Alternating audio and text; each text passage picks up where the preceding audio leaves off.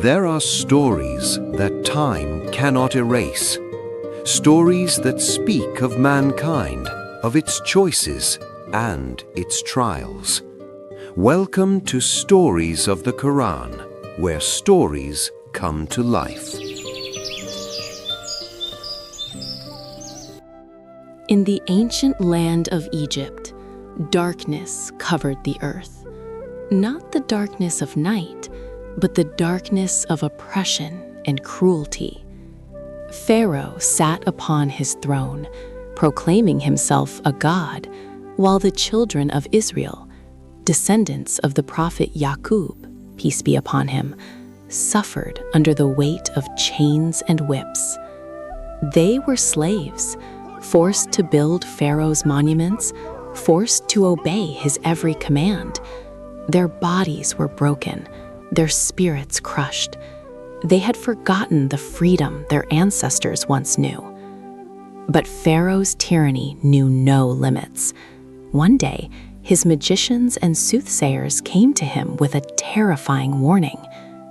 A boy will be born among the children of Israel. This boy will destroy your kingdom and bring your reign to an end. Fear seized Pharaoh's heart. Not fear of Allah, but fear of losing his power. In his arrogance, he issued a decree of unimaginable cruelty. All newborn baby boys of the Israelites were to be killed. Soldiers flooded the slave quarters. Mothers screamed. Infants were torn from their arms. Blood stained the streets of Egypt. Such was Pharaoh's solution: to murder innocent children to protect his throne. The years alternated. One year the boys were slaughtered. The next year they were spared, ensuring that enough slaves remained to serve. The people lived in constant terror.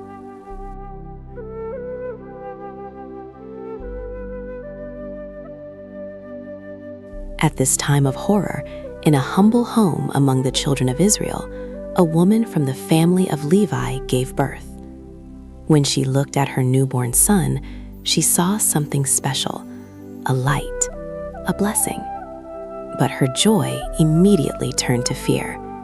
It was a year in which the boys were to be killed.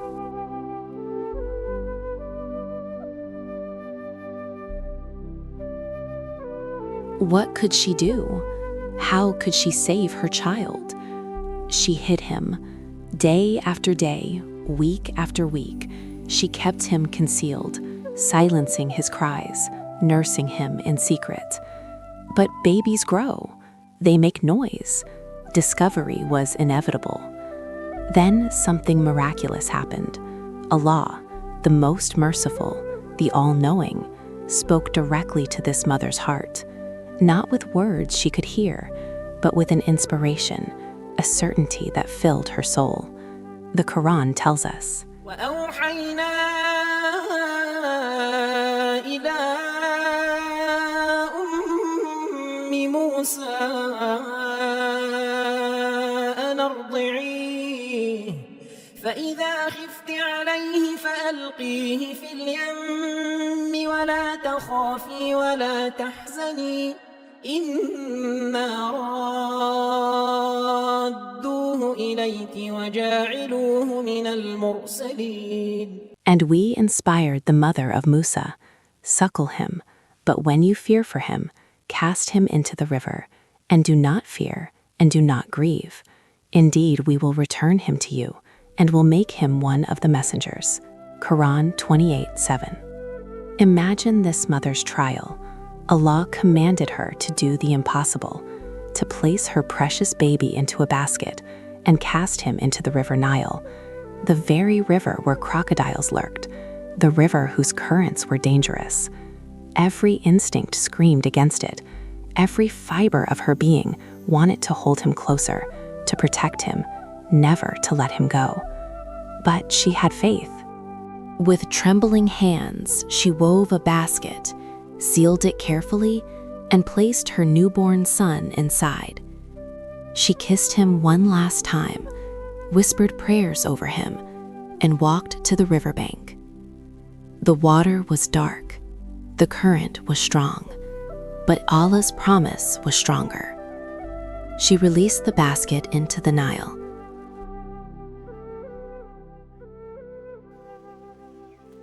She ordered her daughter, the baby's older sister, to follow along the shore and watch where the basket went. The basket drifted. It bounced upon the waves. The sister hurried along the riverbank, never taking her eyes off it, her heart pounding. Where was Allah taking her little brother? The current carried the basket downstream, far from the slave quarters, far from the places of slaughter, toward the greatest palace in all of Egypt, toward Pharaoh's palace, the very man who had ordered the death of the Hebrew babies, the tyrant who had made himself a god. The basket floated directly into his domain, as if guided by an invisible hand, because it was. In the royal gardens, members of Pharaoh's household noticed something floating on the water. They pulled the basket out, opened it, and found inside a baby boy. Beautiful, peaceful. They brought the child before Pharaoh himself and his wife, Asiya. Asiya was different from her husband. While Pharaoh's heart was of stone, hers was tender. While he worshipped himself, she secretly believed in the one true God. When she saw the infant, Allah filled her heart with overwhelming love for him.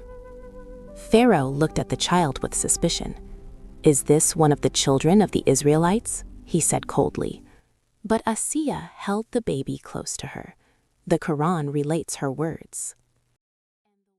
وقالت امرأة فرعون قرة عين لي ولك لا تقتلوه عسى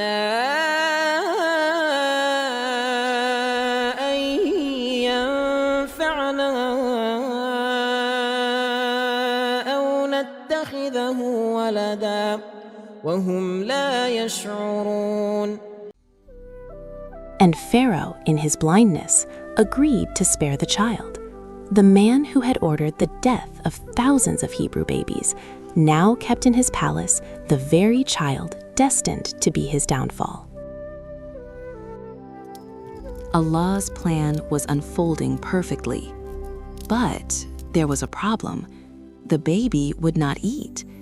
They brought nurse after nurse, the most beautiful women of Egypt, experienced and gentle. But the infant refused all of them. He would not accept their milk. He turned away. He cried. Hours passed. The baby grew weaker. Anxiety spread through the palace. What if the child died? What if they could not save him? Meanwhile, the baby's sister had followed the basket to the palace. She watched from a distance as the servants carried her brother inside. She saw the agitation. She heard the worried voices. With courage beyond her years and wisdom granted by Allah, she approached the palace servants. She walked calmly, as if she belonged there, and said, وحرمنا عليه المراضع من قبل فقالت هل أدلكم على أهل بيت يكفلونه لكم وهم له ناصحون. The servants, desperate for any solution, immediately agreed. Yes, do you know someone who can nurse this child? The girl nodded. I know a woman. She is good, trustworthy, and her milk is pure. And she ran to bring her mother.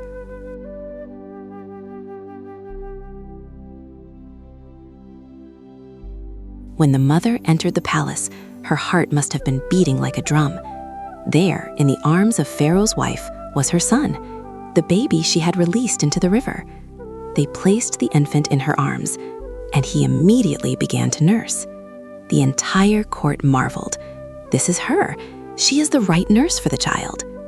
They hired her on the spot, offering her payment, honor, and a place in the palace to care for the baby.